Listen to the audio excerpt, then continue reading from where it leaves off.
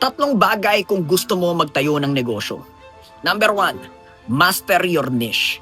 Alam mo, whether what you have is a product or a service, you gotta be the best at your craft. Ang nire-rewardan ng pera talaga ay yung magagaling, hindi lamang yung negosyante. Kasi marami namang negosyante, may business pero walang pera. Yung magagaling, yun ang kumikita. For example, you're doing services, accounting, video editing, creatives. You gotta know every detail, every line, every little nuance.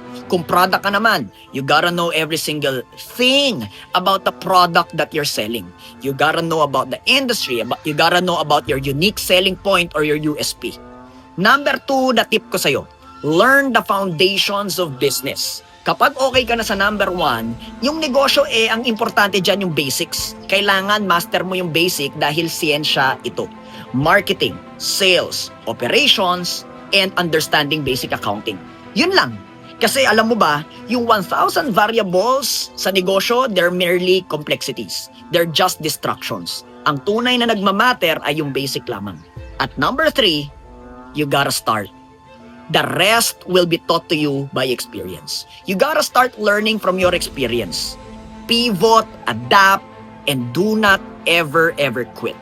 Because your dream is maybe on the other side of starting.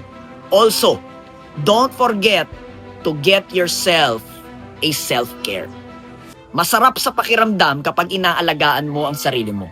Because in a world where life goes on, you gotta remind yourself to always take care of you. Wag na wag mong kakalimutan yung self-care. PS ko yan para sa'yo. Now, kung gusto mo ma-remind visually, meron akong merchandise, no? It's called Self-Care Merch. Okay? Go to self-careclub.com and get yourself our wonderful shirts.